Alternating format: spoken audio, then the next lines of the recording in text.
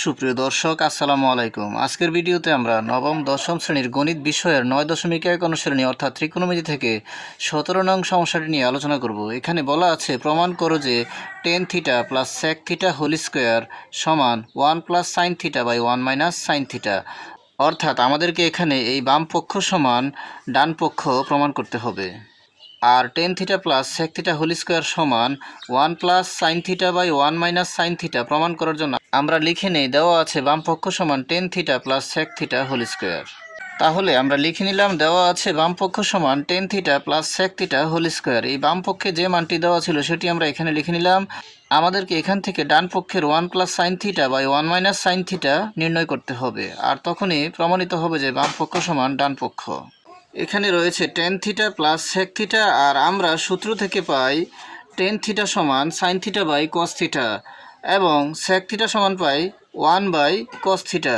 তাহলে আমরা যেখানে tan থিটা রয়েছে সেখানে আমরা বসাতে পারি sine theta by cos theta এবং যেখানে sec থিটা রয়েছে সেখানে আমরা বসাতে পারি 1 বাই cos থিটা। তাহলে আমরা এখানে যেখানে tan থিটা রয়েছে সেখানে বসিয়ে দিলাম sine theta by cos theta, আর যেখানে sec থিটা রয়েছে সেখানে বসিয়ে দিলাম 1 বাই cos থিটা। আর ছিল ব্র্যাকেট হোল স্কোয়ার, তাহলে আমরা ব্র্যাকেট হোল স্কোয়ার দিয়ে দিলাম।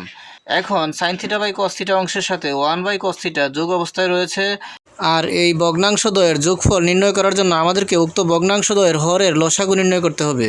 আর আমরা জানি লসাগু হচ্ছে কমন এবং আনকমন। এখানে উভয় ভগ্নাংশের হরই হচ্ছে cos থিটা অর্থাৎ কমন, আর কমন অংশগুলো থেকে যে কোনো একটি নিলেই লসাগু হয়ে যাবে।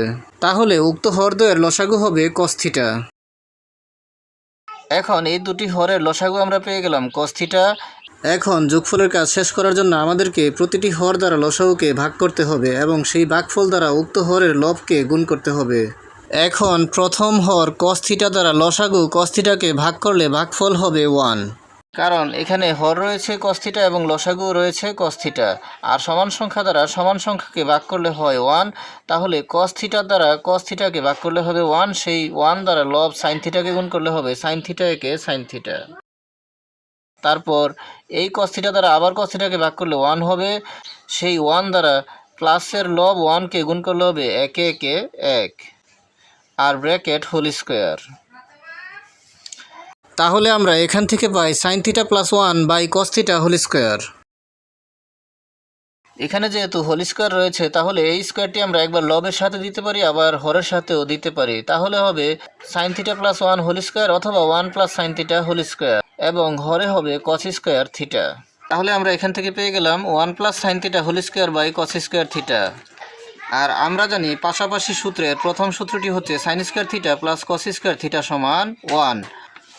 আর এখানে যেহেতু রয়েছে cos স্কোয়ার থিটা, তাহলে আমরা এখান থেকে cos স্কোয়ার থিটাকে বাম পক্ষে রেখে দিলে আর এই সাইন স্কোয়ার থিটাকে ডান পক্ষে নিয়ে গেলে তাহলে আমরা পাই 1 মাইনাস সাইন স্কোয়ার থিটা সমান cos স্কোয়ার থিটা। অর্থাৎ এই সাইন স্কোয়ার থিটা ডান পক্ষে গেলে 1 থেকে বিয়োগ হবে, তখন হবে 1 মাইনাস সাইন স্কোয়ার থিটা সমান cos স্কোয়ার থিটা। তাহলে আমরা এখন যেখানে cos স্কোয়ার থিটা রয়েছে সেখানে আমরা বসাতে পারি 1 মাইনাস সাইন স্কোয়ার থিটা। তাহলে এখানে cos স্কোয়ার থিটার স্থলে বসিয়ে দিলাম 1 মাইনাস সাইন স্কোয়ার থিটা, আর লবে রয়েছে 1 plus sine theta whole square. এটিকে আমরা যদি ভাঙিয়ে লিখি তাহলে আমরা পাই 1 plus sine theta into 1 plus sine theta, আর 1 মাইনাস সাইন স্কোয়ার থিটা। এখানে যদি আমরা 1-এর উপর একটি স্কোয়ার বিবেচনা করি আর সাইনের উপরে একটি স্কোয়ার রয়েছে এখানে, তাহলে পাই a square minus B square. আর আমরা জানি a square minus B square সমান a plus B into a minus B. তাহলে এখানে a বলতে 1 আর b বলতে সাইন থিটা, তাহলে 1 plus sine theta into 1 minus sine theta. তাহলে আমরা এখান থেকে পাই যেহেতু 1 plus sine theta whole square, তাহলে এটিকে আমরা দুবার গুণ আকারে লিখতে পারি। তাহলে হবে 1 plus sine theta into 1 plus sine theta.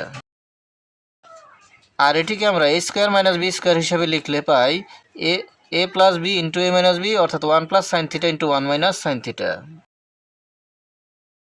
এখানে a বলতে 1 এবং b বলতে সাইন থিটা।